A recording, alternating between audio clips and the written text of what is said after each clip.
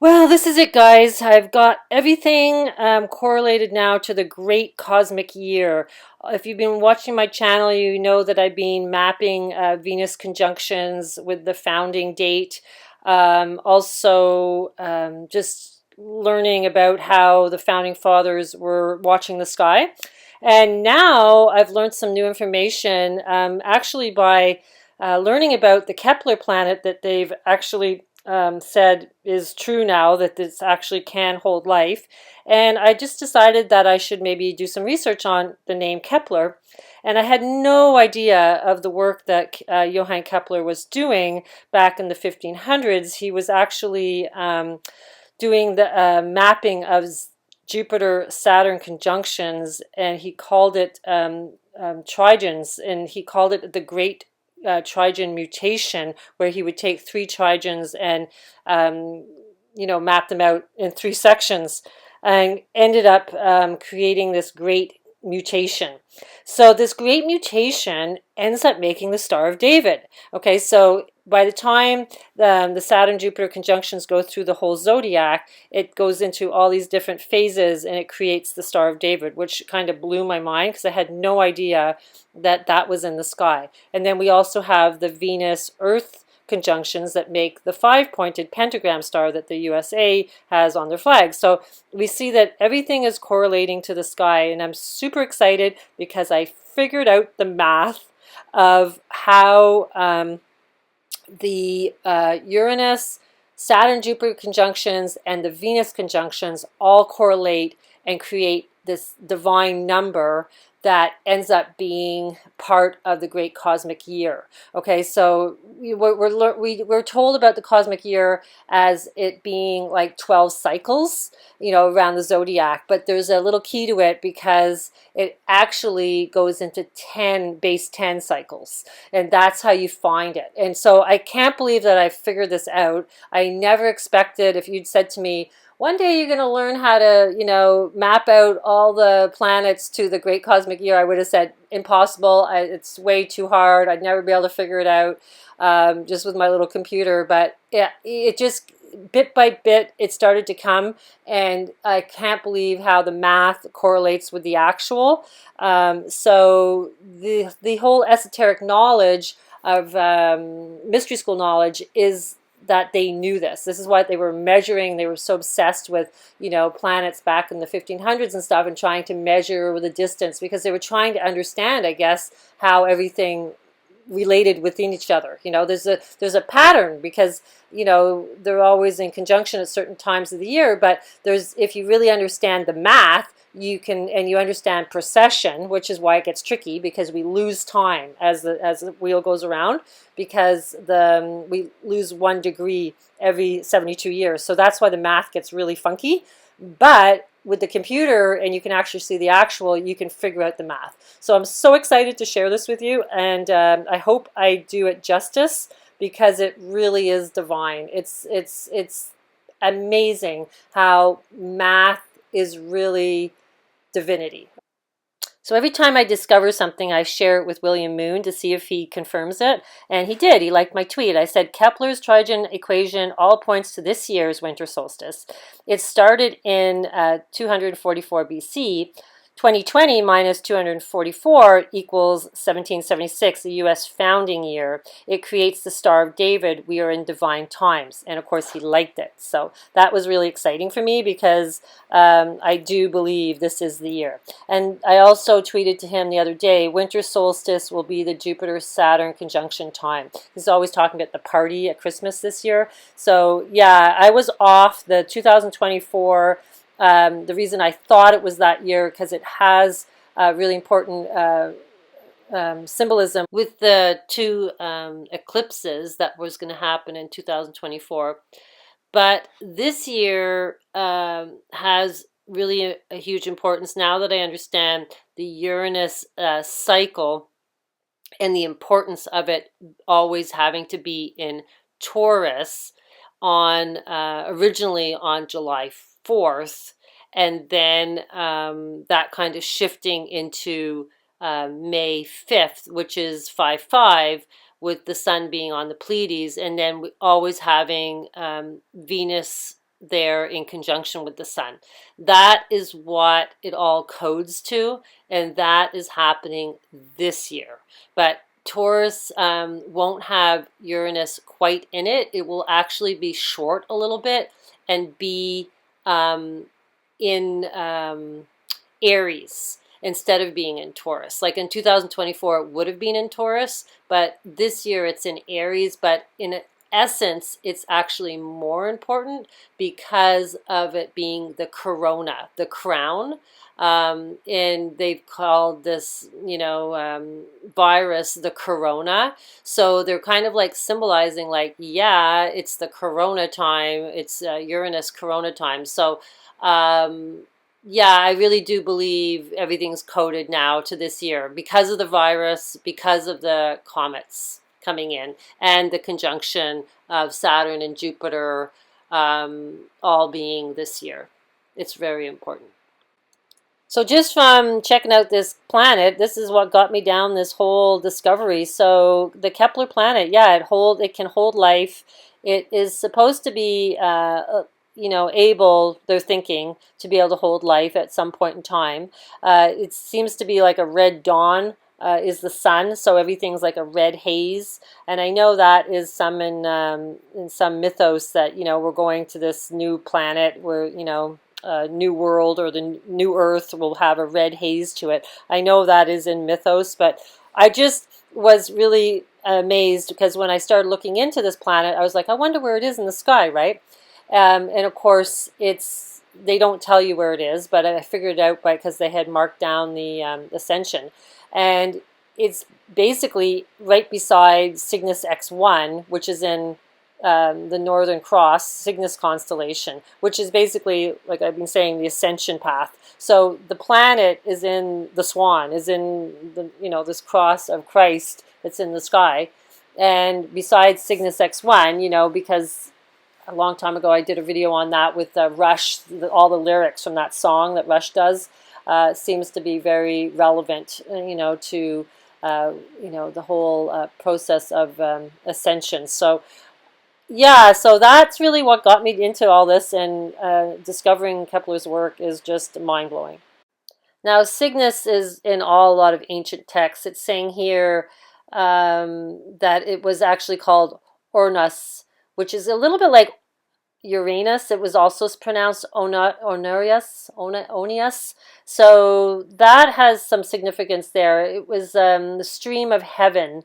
Okay, so, and then here it says Orion kneeling in the starry niche, the lyre whose strings give music audible to holy ears and countless splendors more, crowned by the blazing cross, high hung Boreal. So this, that's basically Cygnus that they're talking about there. And, it is like holy in ancient texts and ancient poems. So that's why I say it's an ascension cross. It's really an important part of the sky.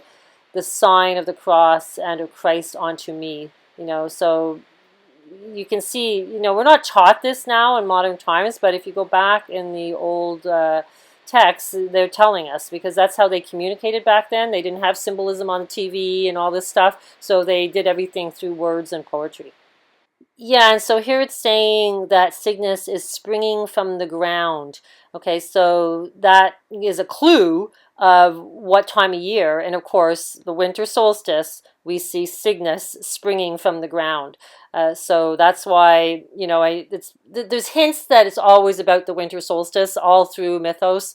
Ancient buildings align with the winter solstice, but so a lot of the poetry talks about the winter solstice. So once you understand that it's constantly being spoken about, you start to realize the importance of that time period. And it's because the sun's in the Golden Gate, of course, the sun in the Golden Gate, or the sun in the Silver Gate, which is when the importance of Venus being in the Silver Gate. Okay, so this is why Venus and the sun in the Silver Gate is ancient mythos, and then also the sun in the Golden Gate is also very important, the winter solstice. The heliacal rising is really significant because that's where the sun comes up in the morning, and that's why you're looking east, and then you see Cygnus just taking flight as the sun starts to rise at 7 o'clock in the morning on the winter solstice. And of course, the new comet that's in the sky happens to be named the Swan Comet. Like, what's the coincidence of that? And then Atlas is supposedly fizzling out because it's breaking up. Not really a good thing for it to be breaking up because we will be passing through the debris in around the winter solstice. So, that's important that, what could happen. And this whole thing with the Hopi prophecy, they talked about the twins in the sky. And what's interesting about the comets, they have twin tails. One's gas and one's dust. And I started researching about what the dust is made out of. And, it's similar to obsidian. And that is used, as black hard glass that cuts. But they also used it at the Game of Thrones. Like, you can see the symbolism a lot. But it's basically because they're describing the stuff coming from the comet. And you can see here there's these black pieces, tektites they're called, and one of them is formed like a round bowl, and this is what comes from comets and meteors. So that's what we'll be passing through around the winter solstice. Who knows? But I just, find it really funny that they've all of a sudden now there's a Swan Comet plus the Atlas Comet. Huge significance with those two names. One is Atlas, who holds up the sky, and the other one is the Swan, which is the Ascension cross, Cygnus, that, is this whole mythos of, ancient texts. So I find it amazing. This is all happening right around this moment when the sun is in Taurus in the Silver Gate and Venus is doing a conjunction there. It's just mind-blowing what's going on in the sky right now. There's a condition called silicosis that when you breathe in this silica glass that comes from comets, it causes respiratory problems. It causes pneumonia, tuberculosis, and fluid on the lungs. So I find that a little bit of a coincidence that we have so much lung issues going on right now with these comets, in the sky. I'd like you to listen to a little clip from Randall Coulson, who is been studying Freemasonry and also comets and how it affects the planet. He's very intelligent, and he just recently, I was listening to him, and he was explaining how the outer planets like Saturn and Jupiter, when they do this conjunction, create comets, and that this is being all through history, that when these two planets create this conjunction, that there's more things that happen on the Earth. Essentially, gravitationally, they'll pull it right in. That's a way you can think of it. That's right. Now, if we go to this next level that I'm describing, you see what we're happening is we're bringing comets in from the Kuiper disk. Okay, but the Kuiper disk is being fed from the Oort cloud, which is this vast zone of trillions of comets that surrounds our own star and presumably all of the neighboring stars as well. Well, is it possible that as these stars shift in their orbits, their subgalactic orbits, that they are triggering cascades of comets from the Oort cloud to the Kuiper disk, replenishing the Kuiper disk? Now the outer planets are drawing in the comets and depleting the Kuiper disk. And that's one of the things that astronomers have noticed. But isn't the Oort cloud feeding the Kuiper disk? Right, yes. Shouldn't it be depleting it? Well, the planet's drawing off. There's a leakage from the Kuiper disk to the inner solar system. That leakage is being triggered by the alignments of the outer planets. The outer planets line up, and their combined gravitational fields will draw in the cometary material. So as that stuff leaks into the sun, it'll ultimately... What happens now? Let's think about this process. What happens once the comet is drawn out of its reservoir, its storage reservoir, where it's being stored in deep freeze, right? And now it's drawn in, and it starts its inward journey towards the sun. As it comes in, if it crosses close to the orbits of the planets as it comes in, the planetary gravity, particularly of Jupiter and Saturn, Jupiter especially, can cause, just like we saw in 1993-94 with Shoemaker-Levy 9, we saw one comet turn into 21 comets. That's what we saw with Shoemaker Levy 9 in 93, 94. We saw one giant comet get transformed into 21 comets, pieces, 21 pieces. But each of those was, in effect, its own comet after that, with its own nucleus, its own path in space, okay? Well, now, if the planets are bringing those comets in, they now start traveling towards the sun, and they now become into this orbit within the sun. They go from a large orbit that's halfway to the next star, right, that takes millions of years to complete.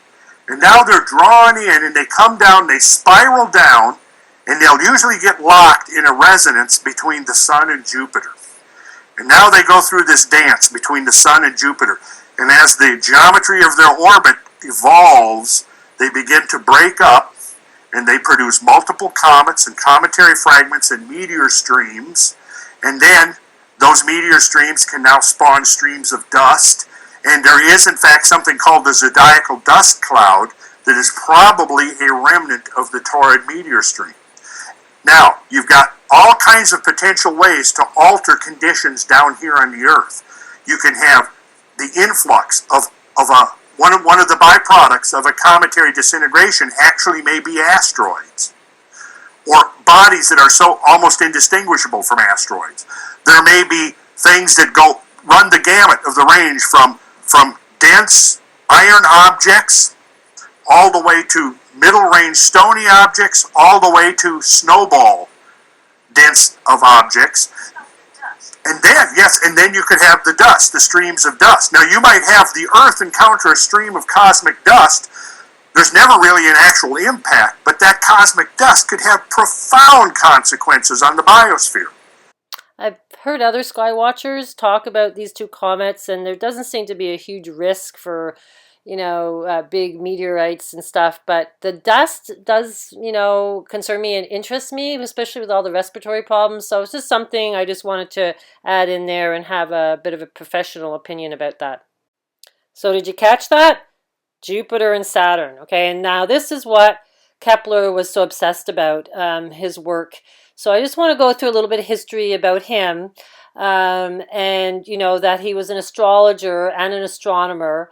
He was big on mathematics, so he ended up, studying metaphysics. And what was interesting is the work that he did, he was relating it all to Christianity. Okay, so he was watching the sky and probably trying to map out the return of Jesus. And he did this whole, book about this, and then they wouldn't let him publish it. The other thing that I found interesting was that, he wanted to know the knowledge. He wasn't that good at, his vision was bad, and at that point in time, they didn't have really strong telescopes. And so another astrologer was actually mapping out the planets, and he wouldn't give him the information. Like, it was really so secretive back then. And so to get that information was really hard. Now that man died, and then he was able to go there and get all his work. At the same time, his mother, who was a herbalist, was imprisoned for 2 years as being a witch. Okay, so he eventually ended up getting her out of there. And he got employed into higher realms of employment because of his knowledge. But it's just interesting because he ended up taking Plato's work and working with the Platonic solids and trying to correlate them to the planets. And that I find really interesting. But then he dropped it because it wasn't precise enough. And then he started getting into this Jupiter, Saturn, Trigon. And this is why, I guess, like trigonometry, because it creates a triangle. And you guys can go and read all through this. I'm not going to read it all, but what's interesting is the planets. Earth is the dodecahedron. The cube is Jupiter. Venus was the icosahedron, which is like triangles. And then Mercury is the octohedron, and then Mars is the tetrahedron. And this, he had them all nesting, like you saw in the picture. And this is how he saw the planets. Okay, but yeah, and then he got into the Trigons, which is, I find, the most fascinating part of his work. Then he got into these other shapes that were like star shapes. They're called Kepler point nets. And so, yeah, the whole shapes, like, so he was studying Plato, basically. And, you know, Plato was all about the planets as well, and understanding that, you know, there's like, you know, cosmic divinity in the planets and understanding the planets. And I think that's why it's been so, like, you know, taboo to look at the sky in religious context, because it's like you can understand things in a different perspective and a higher consciousness when you understand that the planets are working in this perfect geometry that creates, you know, sacred geometry is from the sky. This is what's so fascinating. I never knew that, but that's what it is. The planets are making patterns. They're also creating numbers by the patterns that they're making, and they're also creating orbit math. So, you know, it's a big dance in the sky. Fascinating. Kepler also discovered supernova in 1604. Supernovas have been recorded back to 5700 BC. I guess it's quite a huge thing to see all of a sudden see a new star in the sky. So that was always recorded.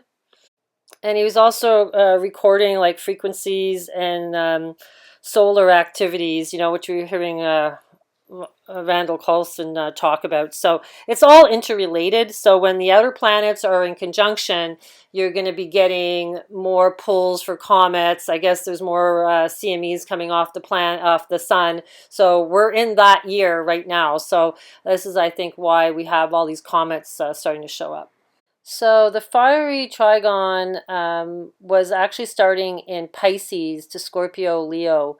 Well, it's really, they have it here as Aries, but it is actually Pisces, and it's actually Ophiuchus instead of Scorpio if you do the sidereal astrology. But because they were using tropical, he would consider this fiery signs. Like Aries would be fire, Scorpio would be fire, and so would Leo. So that's why it's called the fiery trigon. Now, they used this, and this took like around 800 years, but then they did it so that there was 3 sections. So like you can see here, they have it every 20 years does the triangle, but then they took that and created that over 800 years to make the great mutation. Okay, so I mapped it all out, and I typed it all out so you guys can watch it and see how it changes. And the importance of this, you know, with the comets coming in, you can see there's a lot of powerful energy when Jupiter and Saturn go into conjunction. And the fact that they're on the winter solstice this year is super important. So I just wanted to show you the graphics here of the Trigon. So the beauty of having a computer is you can actually see if these numbers are accurate. And it's not 800 years, it's actually 834 years. And the 3 Trigons together comes to 2503. Okay, so then you can see the distance here of 244 BC comes to 2259. Okay, so that is all where Kepler was bringing it from, his supernova. And I'm going to show you that on a map just to kind of get a visual of how he was working the numbers and grouping them into 3s, you know, to get these, to see what signs that they were in. Were they fixed fiery signs, water signs, or earth signs? And this is why he was calling it the fiery Trigon. Now, they wouldn't let him print his work because it went against the Christian church's beliefs. The 2 great mutation cycles had occurred since the birth of Christ, and that something marvelous must have materialized early in the 17th century. They thought that it would happen in the 17th century, like I guess the return of Christ. But you could see that I would imagine Kepler thought that the actual birth date of Christ was on 6 BC, because that's when there was a conjunction, and most likely he thought that the Star of Bethlehem was a comet. Okay, because that's why I'm showing you how it's all interrelated. Like the Atlas comet that's happening now, and the Swan comet with the conjunction in the winter solstice. This is like biblical prophecy. Okay, so until you understand that, you know, these astronomers back in the 1500s and stuff they were trying to determine when the return of Christ would be, or, you know, find out his actual birthday, and you know, they were watching the skies and trying to understand it. And of course, they were measuring it all with, you know, actual compasses and stuff. They didn't have computers. So can you imagine if they had the technology we had today? They'd be like freaking out. So I find it fun. I can go back and look and really see the actual numbers. Now, once I added everything up, of course it's not 100% accurate, the cycles, because we have the precession of the zodiac, which is you lose 1 degree every 72 years. So over a 2,500 year span, you're losing time, okay? Like your solar years are not the actual time that you think they are, because the zodiac is moving. Everything's moving. That's why the math becomes so tricky. But the computer doesn't lie, you know, it's actual. And this is where the breakdown of spirituality and science kind of, I guess, split, because they couldn't map, you know, all these different astrologies into the religious texts and what they believed, you know, in previous. So they just kind of went, no, it doesn't make sense. So we're just going to like put this underneath the rug. Now, this article here says there was 40 great conjunctions to make the Star of David over, you know, the whole zodiac of 360 degrees, but it's actually 41.75. There's actually 125 conjunctions that takes to get back to the original location. Okay, so the math is true because I did it visually, went back in time and checked it all out, and I mapped out the whole 125. So it's not wrong. Little fun fact, 2503 happens to be the 368 prime, which breaks down to 17, our favorite letter, Q. Okay, so I mapped them all out so you can see them. The very first one is in 240 BC. It happens to be on 9/11. That's, you know, not a coincidence. It's in Aquarius. And then we have Uranus in Taurus, the bull, the horns, the silver gate, right on the Pleiades. Okay, so this is super important with the mythos of the energy of Taurus being Ishtar, and basically it's Venus's constellation.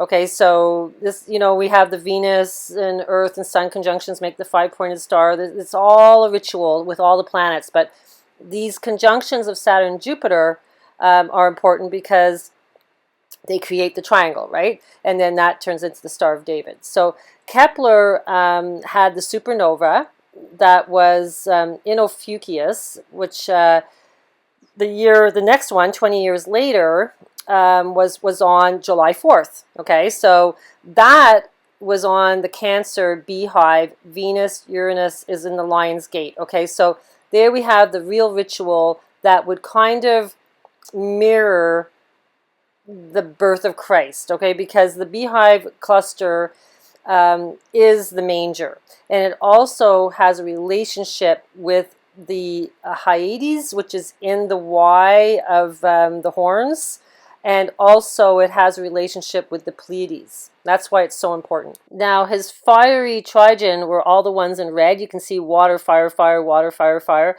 These were, you know, in the tropical zodiac, it would be fire, fire, fire. That's why it was called a fiery Trigon.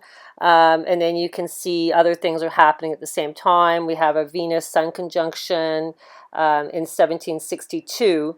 And this is just before the founding of the United States. And then in 1782, on April 9th, is when they started the War of Independence, exactly on the day of this Jupiter-Saturn conjunction. Okay, so it's also the day that they started the first Bank of North America. Robert Morris did that exactly on that day in history.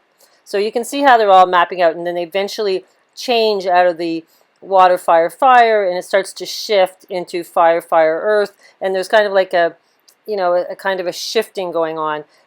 Often in 9/11, and 2 times, well actually 3 times in the winter solstice. Okay, but the reason that this winter solstice is so important is it's the only time when Uranus is in Aries, which is the corona, which is the crown, okay, of the zodiac. It's your crown chakra. And Uranus is the crown of consciousness. It's also the heavens. It's the outer planet that does a 10-base cycle, not a 12-base cycle. Okay, and so I went and figured all that out. And so everything correlates to this 2503 cycle.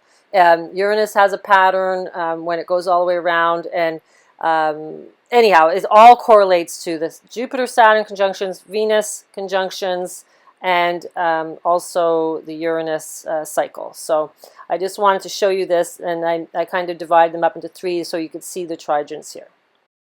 So I decided to take it from the beehive one, which represents, July 4th. And then I instead of the groupings of how they said Kepler had it, I took the three and grouped it like that. And so that ends up bringing us to the 7th grouping since Kepler's supernova, or since the beehive one being the very first one, right to this year. So we have the 7 cycles, the number 7.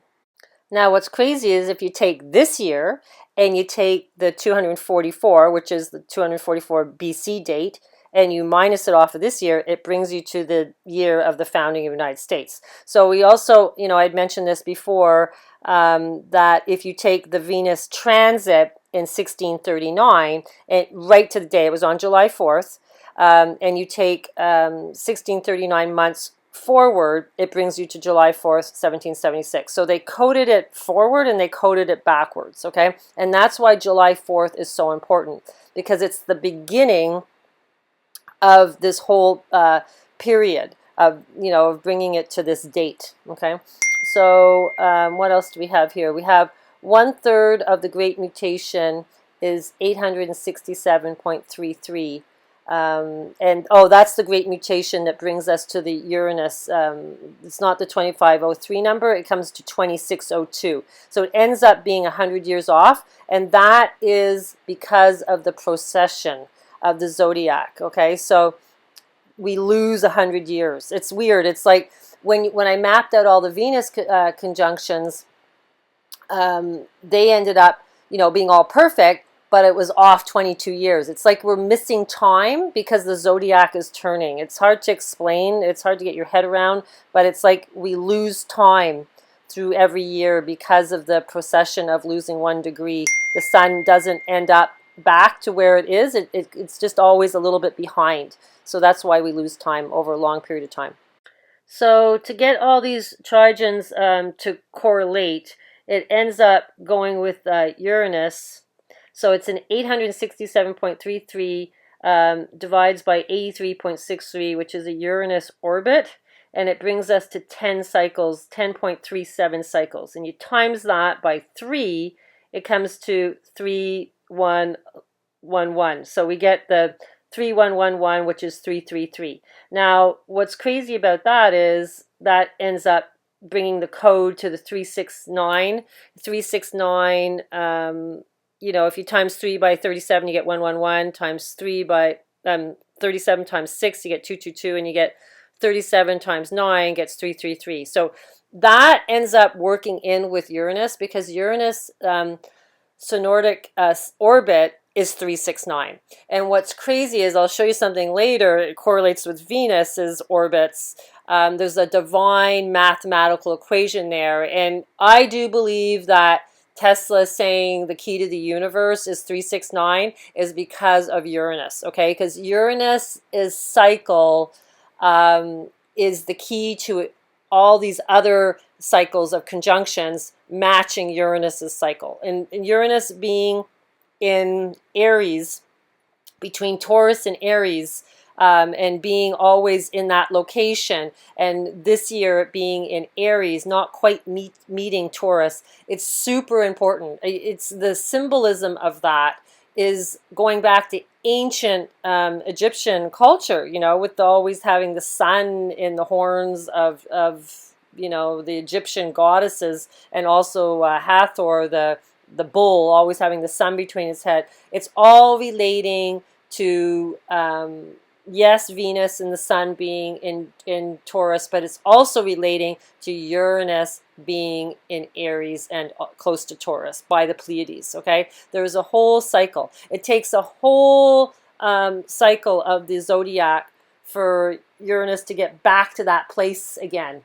Okay, with the conjunctions all working out with Jupiter and Saturn. So it's really rare what's happening this year. I know I'm not probably explaining as best as I can, but I'm going to keep trying and see if I can get you guys to see how it's all related. So to get one of the cycles, which is 2,503 years, out of, it's like 1/10 of the great year, it actually comes out to 125 conjunctions of Saturn and Jupiter. But what's interesting, 124 ends up being the 13th and the 33rd actual conjunction.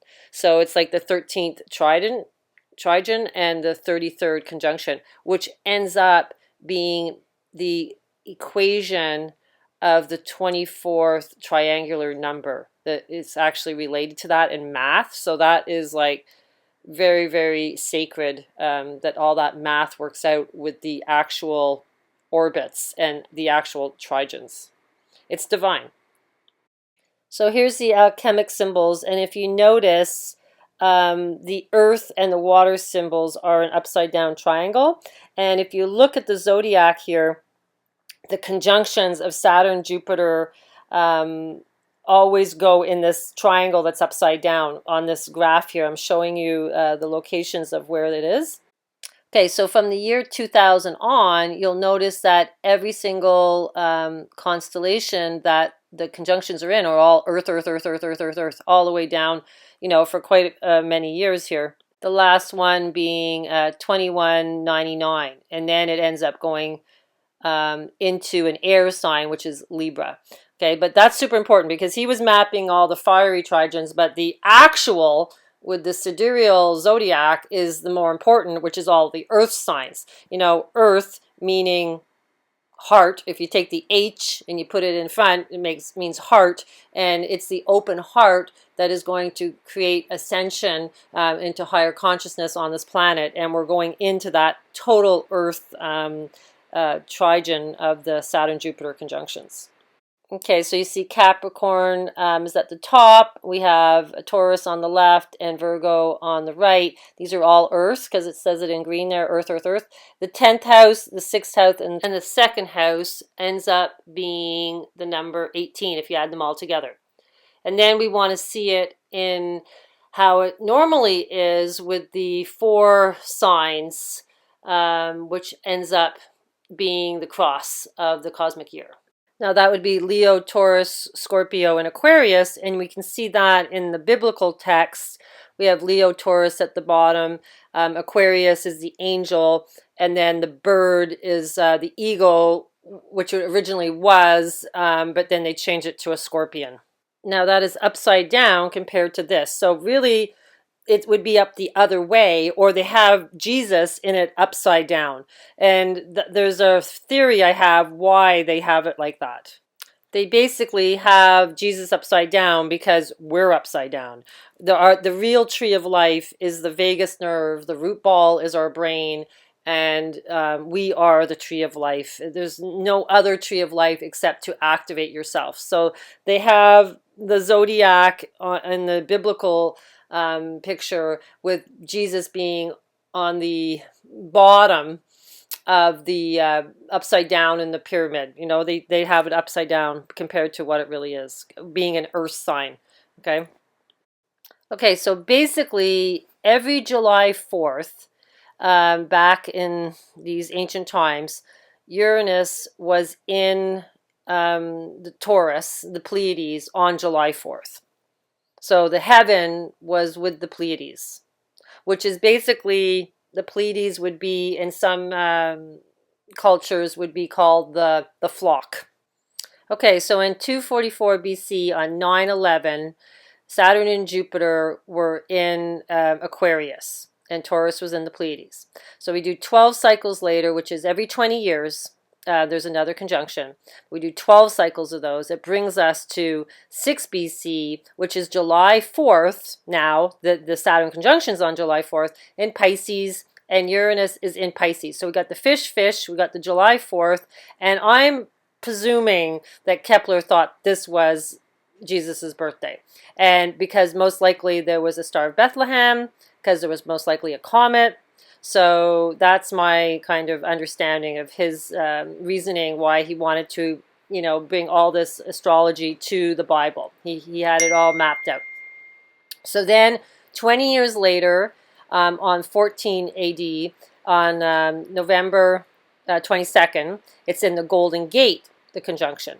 And Taurus is in the Silver Gate. Uranus is in the Silver Gate, which is in Taurus. It's just between the horns. The Silver Gate is between the horns. So 20 years later, it's 9/11. It's in Leo. Virgo on the Java star, which is the Ascension star, right up by her head. 20 years later, October 31st, it's in Pisces, and Uranus is in the Golden Gate. So you can see it's always lots of repetitive times in the zodiac. Okay. Then 74, year 74 again, we have Halloween. It's in the Golden Gate, and Uranus is in Aquarius. Aquarius represents Jesus, okay? I was just listening to an astrologer talk about this, and she's like, in ancient cultures, Aquarius was Jesus. 20 years later, 94, it's on August 28th in Virgo and Venus, and again, Taurus in the Pleiades. So we start to see repetitive patterns of where things are happening. So actually 17 cycles of every 20 years completes one zodiac turn of Uranus, okay, which is 338 years. So I went right back to 244 BC on 9/11. Then we have this beautiful Jupiter-Saturn conjunction right on the water of, the water pouring out of Jesus's pot, which is Aquarius, the age of Aquarius, the golden age. Okay, we'll check out what else is going on in Virgo, because Virgo is so important. She relates to Taurus. The sun is in Virgo, right on the Spices star, which is the harvest star, and we have Mercury with the moon. So all very important, because Venus, Mercury, and Saturn are all on the ladder in Freemasonry. It's between the two pillars. It's the Ascension ladder. So the significance of this happening at this time, and it all conjuncting with the Saturn, Jupiter, and starts to bring the whole cycle forward to where we are now. And this is what was going on then, is like mind-blowing for me anyhow. If you understand the mythos, you can see the importance of it. The other thing that's really important is Trigon. Trigon is Pluto's moon, but it represents Ophiuchus, which is the 13th zodiac that nobody ever talks about, that's just above Scorpio. But what I've learned from that through astrotheology is that whole zodiac of Ophiuchus, it's actually a doorway. It looks like a moth. They say it's a moth, but it's actually a doorway. And then it has on the top of that constellation, it has the sapphire, the top of the door, which is really important in a lot of symbolism. So, I think the Freemason doorway is Ophiuchus. And so this relates to Trigon. That's why I've been mapping it, because it has a relationship with that serpent, the man holding the serpent, because we have to be the man that can control the serpent. That's what the new age of higher consciousness is to be able to not let the serpent eat you, but to be able to control it and get through the doorway. I'm going to run through some of these so you can see them. So the year 6 BC, which is July 4th, we have the Saturn-Jupiter conjunction in Pisces. Now, Pisces represents the church. It represents the religion. Okay, so this would be considered a really perfect time for Christ to be born. Okay, so that has significance with the mythos, and also probably the Star of Bethlehem being a comet. And then we also have the higher consciousness of Uranus, which is the grandfather of Saturn, and well, the father of Saturn and the grandfather of Jupiter, also in the church. And so it's like heaven is in church. And then, that was most likely his birthday. 14 AD is November 22nd and in the Golden Gate. So you can see they're all clustering there. Saturn, Jupiter, Mercury, Venus. That's all center pillar. Mercury, Venus, Saturn are the center pillar, the ladder. Then Jupiter, there's a bipolar aspect to all the planets. So you could say it's Jupiter, it's Peter, or you could say Jesus because it represents Zeus. So you could say Jesus. So the Jupiter planet, they say it's God, but I think it's actually Jesus or the bad version. Like it can be both depending on how you perceive the time, the end times, like how you either get through or you don't. So it can represent your two paths, whichever way you go. Okay, so here I mapped a lot, well, the 100 up to 125. So it's like our time period here where we've been living, and our ancestors. So we have the 244 BC, and then the 100th one would be 1762, which was when they did the founding of the United States in 1776, in that cycle. Then if you go up here and you can see the 1901 would be the 107. So we have like the 107, 107. It was in 1901 where we basically lost control of the banks with Titanic, right? So then if you go up, they did the 9/11 event in the 112th cycle, which was in Taurus. So we're back in Taurus with the horns. So they created a ritual there. If you take the year 2001 and you add it with the 244 BC, it comes to 2,245 days. You divide that into 2, it comes to 1122.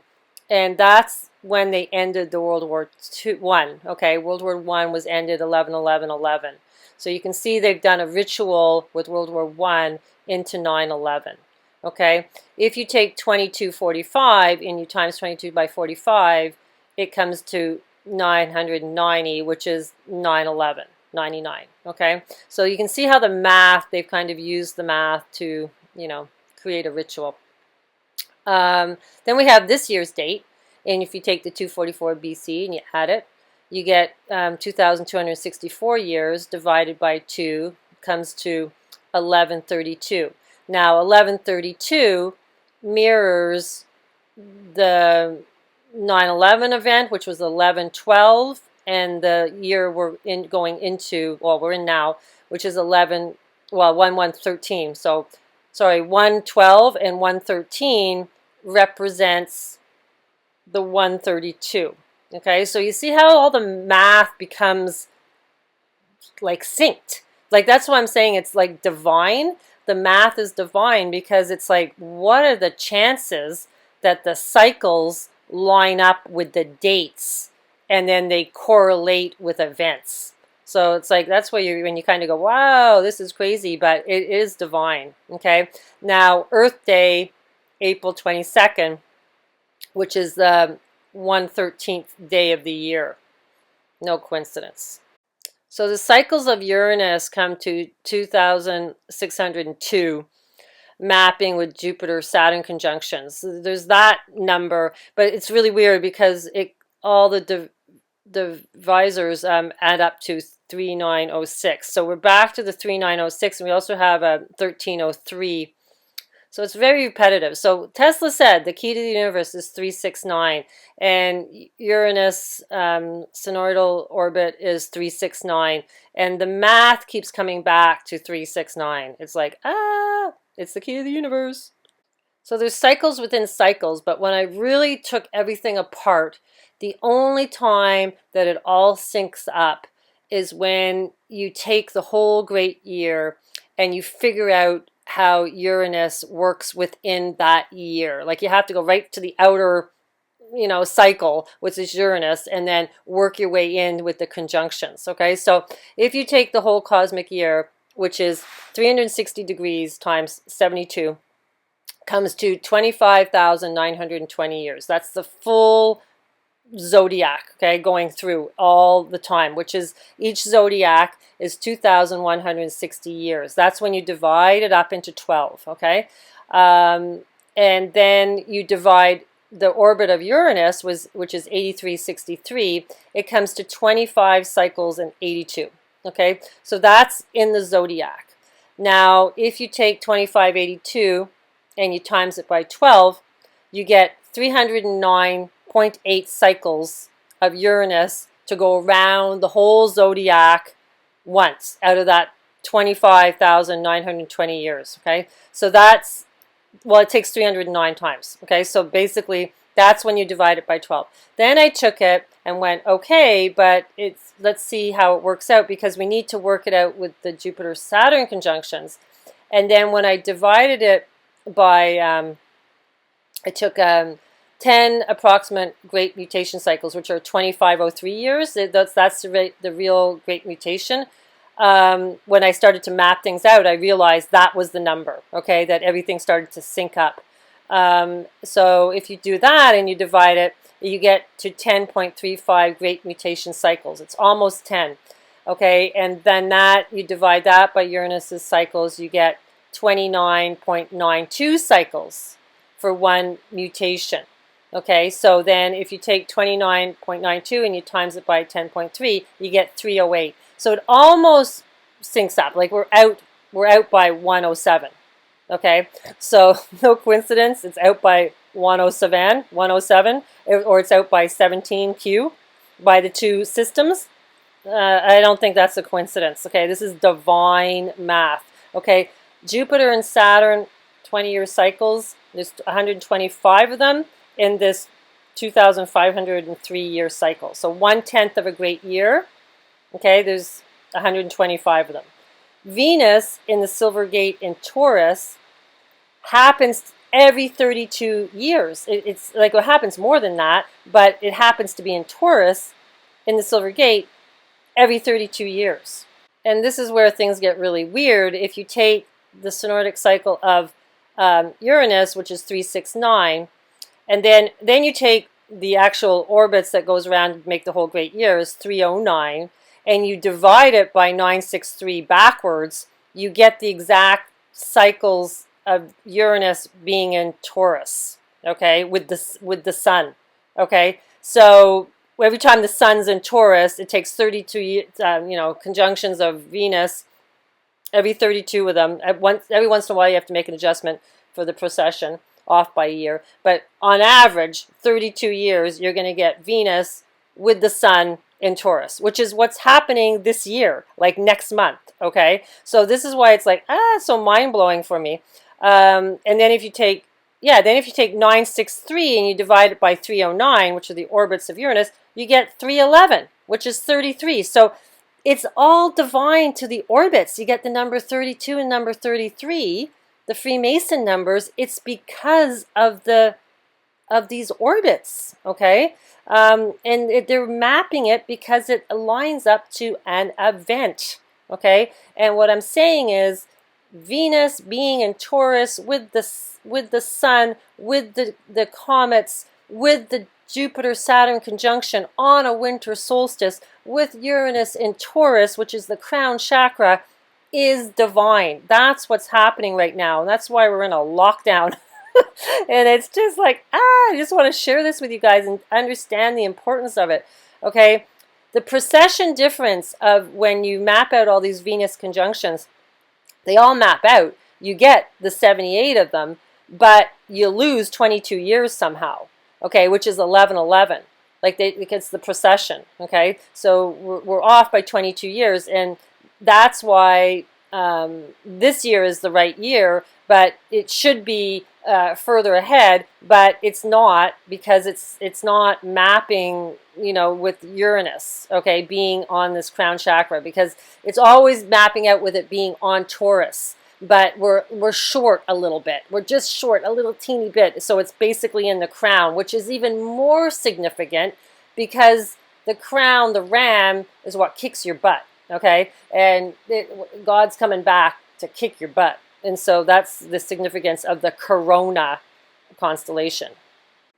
Then you could say, well, they didn't even know that Uranus existed until 1769. But if you notice in this article, they're saying, well, the other, ancient tribes were actually, mapping it. So it's like, oh, this big discovery. They didn't know what to call it, but they'd known about it because there was other ancient tribes that had discovered it. So it goes way, way back to BC, actually. They thought it was a comet, then they ended up realizing it was a planet. So also the name of it, Uranus, is the sky king, okay? It's also the word for death in Sanskrit, king of the sky. So, it definitely represents the great-great-great-grandfather. And, there's an association also with him with Atlas and with Hercules. Atlas in Greek mythology, he's the man that holds up the world, but he's also the Atlantean king. This I found crazy. In Sanskrit, it means rain, fog, and mist. There's a lot of symbolism with that. Lord of the rains. It also means urinate. This is crazy because if you've watched any of my other videos, I'm always talking about phosphorus and that, it's part of activating DNA, and phosphorus is made from urine. Okay, so the Druids do say we're a crop. Haha. Now the Hyades, which is in the Y of the horns, like right at the base of the bull's head, Taurus's head, they're the rainy ones. But now we also have Uranus being the rainy one, the rain king. So I know White House Photos was doing a whole section there where he was talking about the rain, the spring rains. So I tweeted to him about Hyades, and the White House actually liked my tweet. I put that in my last video. So it has to do with this, all this symbolism. Ivanka Trump tweeting about the golden bull. February 1st, meaning 21, and then 2019 is a 21, so that's winter solstice, 12/21 backwards.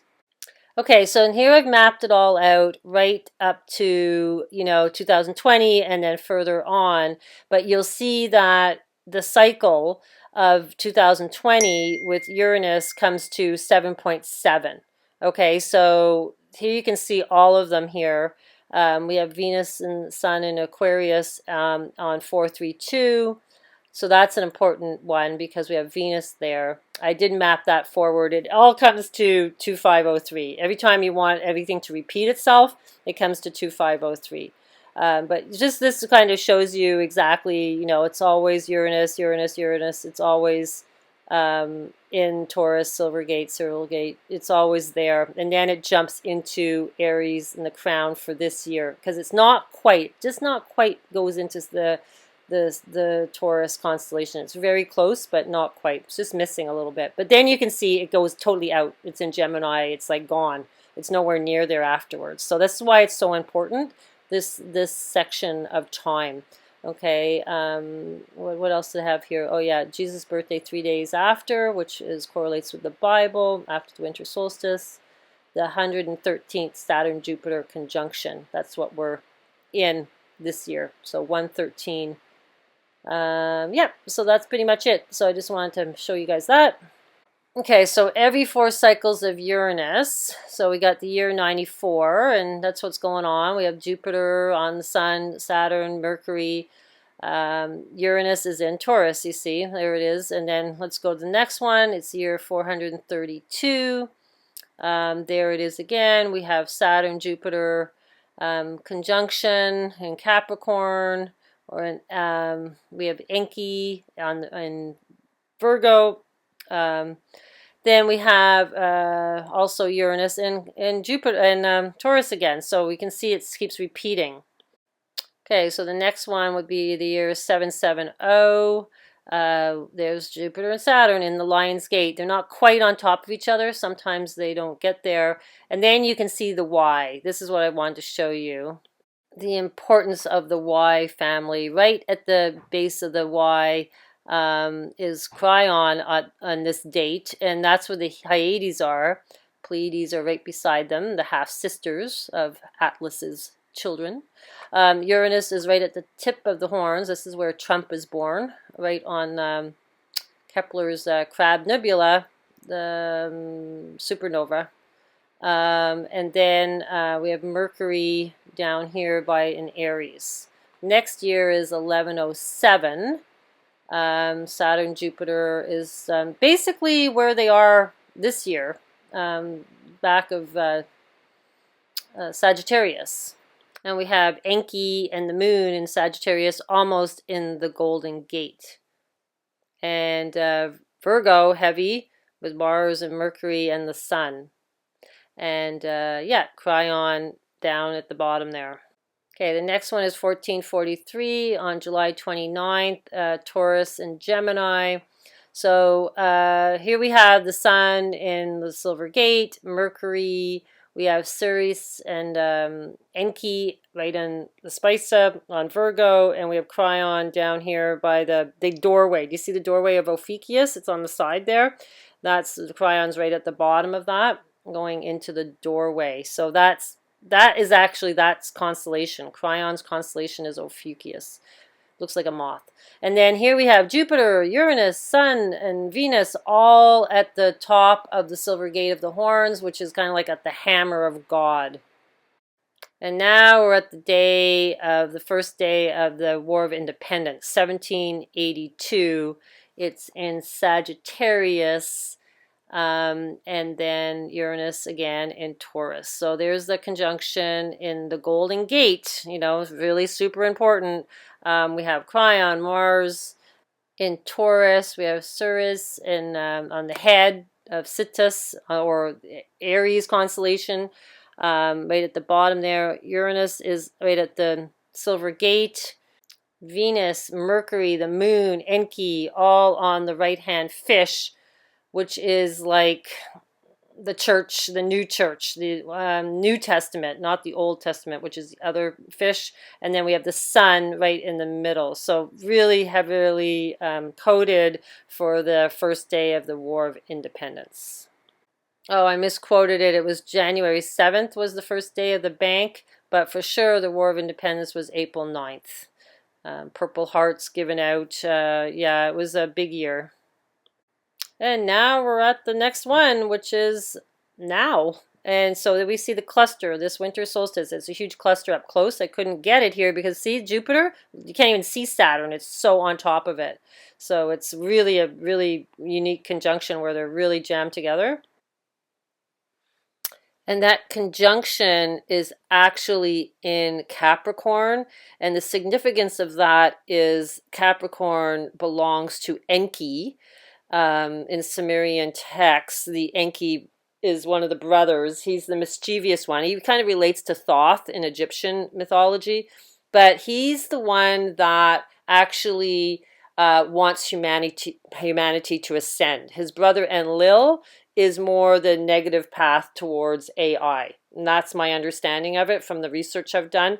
Now, the Capricorn being with Enki, now what I've kind of figured out is this Ophiuchus, who isn't really a zodiac. He's the 13th one. He's only there for 22 days. And they kind of cut him out. But he has 1 foot in the sea, which is the Milky Way. And then he has 1 foot on land. And that is reference to Enki again. So we have Capricorn and Mercury is Enki. But of course, Ophiuchus, because he's not in the zodiac, he doesn't really have a planet. They've given him Cryon, which happens to do with, it's Pluto's moon, but it's basically has to do with your pain. And the reason is that if you don't make it through this door, this Golden Gate, and make it through this doorway into higher consciousness, you will be in pain. Okay, so there's like a double, everything's double, right? Because it depends on what you resonate with. Now, this doorway, they say it's like a moth. So we get the Mothman symbolism, but it's really interesting. There's a moth that has 88 on it, which is the orbit of Mercury, which relates to Capricorn and relates to Enki. So I really do believe that this doorway is to higher realms, with this 88 Mercury being attached to it. Mercury also relates to the physical and the non-physical. Okay, so that's why, you know, it's kind of like the Ascension door. Now they have here that it's actually not a moth, it's a butterfly. So we get the, you know, like you grow from this cocoon into you get your wings and you ascend. Now the butterfly meaning of Mariposa is actually Mary, the Virgin Mary, which means light in Spanish. So there we go again. It's, you know, you become enlightened. Now this is actually also stated through in the Bible. So here in Revelation 10 it says, "And I saw another mighty angel come down from the heavens, clothed with a cloud, and a rainbow," which is Ascension, "was above his head, upon his head. And his face was as if it was sun, and his feet as a pillar of fire. And he had in his hand a little book open, and he set his right foot upon the sea and his left foot on the earth." So this, in my understanding, is Ophiuchus. Now, the reason that also kind of makes sense is because Mercury is in conjunction with the sun on this winter solstice. So his face will be as the sun. And of course, it's happening in the magical Golden Gate. I just wanted to show you the actual real name of the butterfly. I couldn't find any meaning of it in Greek or Latin. Obviously, there is a meaning. I couldn't find it. But Anna also means light, the white lady. So it's like the white lady is Ascension. And here's the reference of Enki relating to Capricorn, but also saying that he has 1 foot on land and 1 foot in the sea. So that is Ophiuchus, for sure, in the constellations. And you can really see Mercury right on the sun. And there's Jupiter with Saturn underneath it. And Venus, she's like right at the foot of the doorway, which is love. So you have to have love to get into this doorway. And entrees, she's almost on entrees, the heart. So your heart has to be full of love, and Mercury will then allow you to get through this doorway. And this is all happening this winter solstice. You know, it's just, for me, it's magical to understand the mythos and then to see it in the actual and then have the numbers correlate. It's just, it's so divine, and I really hope I can get this message across to show you what we're watching this year is like never been in the last 2,500 years in history of recorded history of man. So then we have all this cluster right around the church. We have Mars, we have Uranus, which is in Aries, which I said is not quite in Taurus. We have Enki, who is the, you know, Anunnaki. That thing on Cygnus's head, that is kind of like, that is like a hand of God. It's also known as like the holding pen. We have Circe's on Aquarius, which she's on the Apotheosis of Washington on the Rotunda building. And then we have the moon there. We have Cryon there. That's all happening this winter solstice. And here is talking about the hand, part of the hand being Cygnus. That's why I drew that there. Now, if we jump all the way to the 8th cycle, which would be year 2120, it doesn't align with the math of with the precession. Like, we lose time over this long period of time with the precession. So we're off by 99 years. There's the significance, the number 99.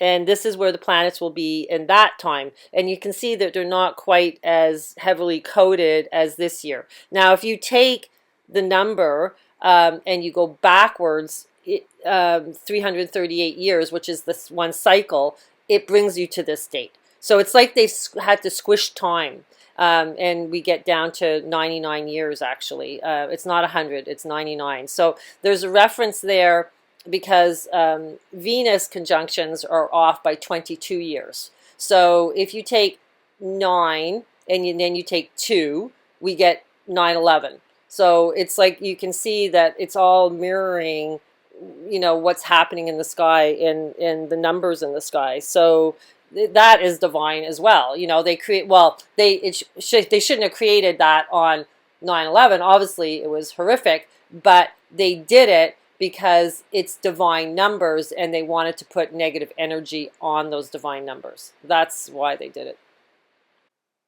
So this would also be the placement in 2120, which isn't very heavily coded in Virgo as well.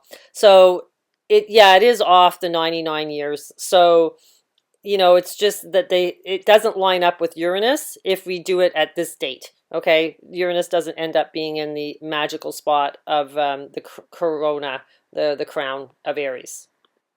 So here's all the Hathor, Taurus with the sun, Venus. It's because it's 5/5. Whenever the sun was in Taurus, it's 5/5. We get the number 55. There it is with the baby. And then they changed it to the sun being on the back of your head with the eagle. So it's just they changed the symbolism, but it's all worshiping the same thing. Okay, it's not a coincidence that the divine math of the sky and the constellations have every culture basically saying the same thing. There's no coincidence there. So this is what's happening this May 22nd. We have Uranus in Aries. We have Enki in Pisces, which is like the church. Then we have the 2 comets. So you see them. They're up here in the square, and they're at Medusa's head. This is the evil eye. This is the demon, okay? They're both there. We have the sun on the Pleiades. And what else do we have? We have Venus and Mercury in conjunction right in the Silver Gate. And the new moon, the dark moon, you can barely see it on the eye of the bullseye. Almost making it an eclipse. So important. Okay, so that's where the comets were, and now on the end of May, 31st, the comets are starting to pull apart. One's up above Taurus, and the other one is on Taurus. The sun is starting to get into conjunction with Venus in the Silver Gate. They're starting to get closer to each other. Okay, and then on June 9th, you can see the swan is way, way above now, almost in alignment. We have Atlas below. Venus is now bound by the eye, and then the sun is like the symbolism of the Egyptian with Enki on it. Okay, and the sun is right between the 2 horns. And that's all happening in a month from now. And this is super symbolic. If you've figured out the importance of this event, being with the sun and Venus being in Taurus, and the importance of that with 2 comets being there in the sky is just mind-boggling.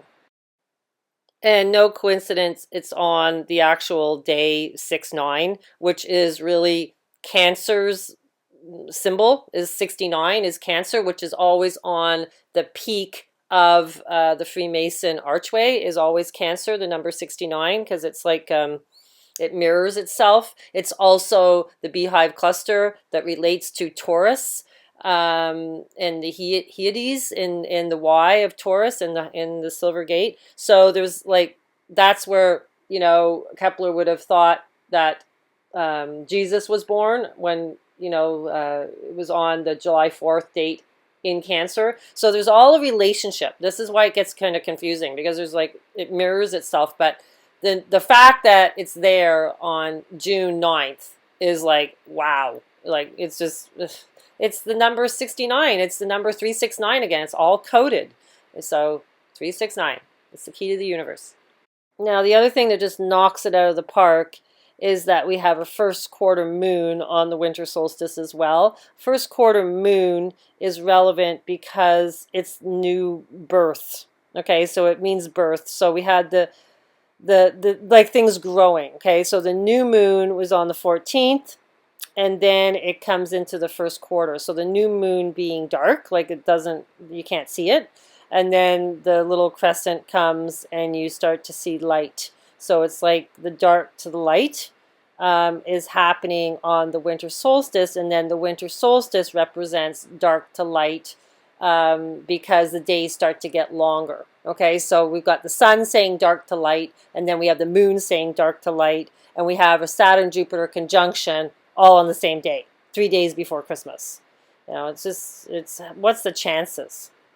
So here's my predictions, because I was always thinking it was going to be on 2024.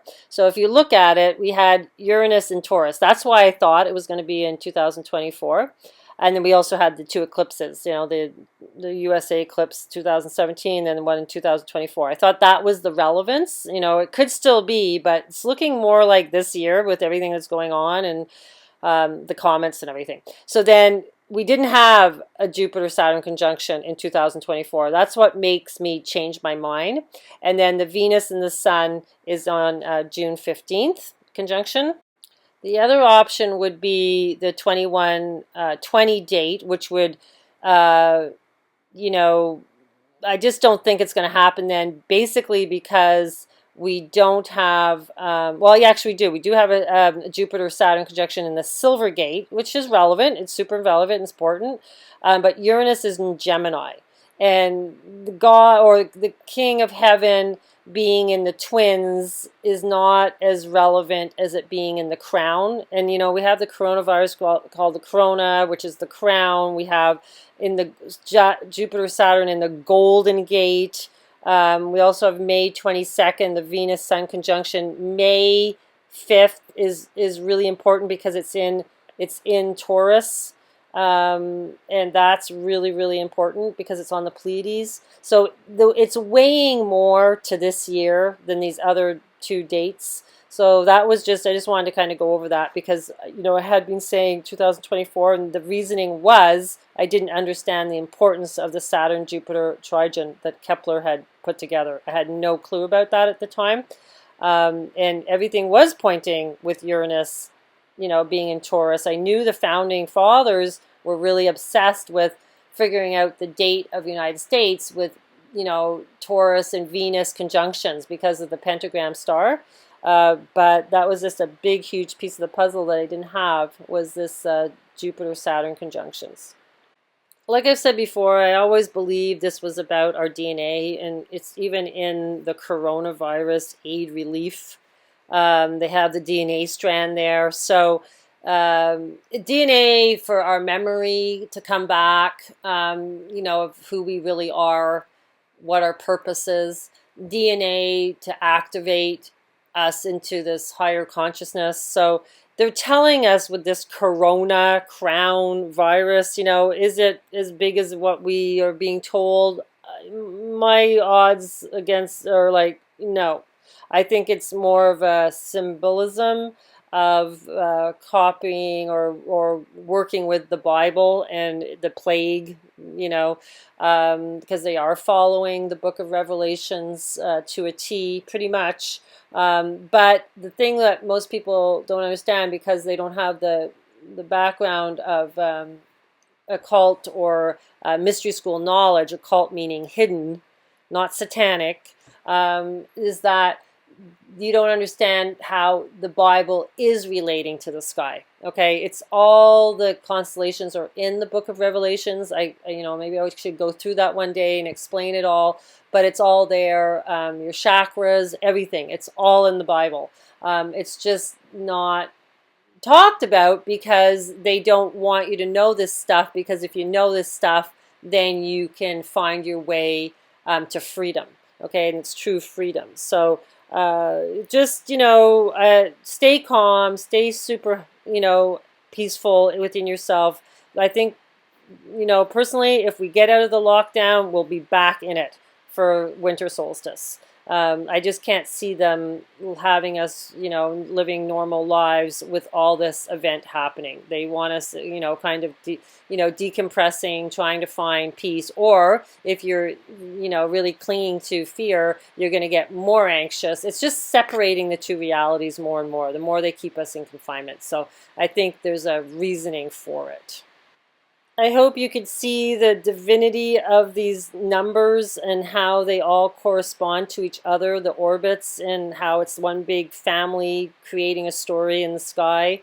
That was my intention, to show it to you that way, to show you that the signs are in the heavens. You just have to understand the heaven language, and all is numbers, because numbers are from the orbits. Okay, that's the divinity of the numbers, and 369 is there. It's in the whole code.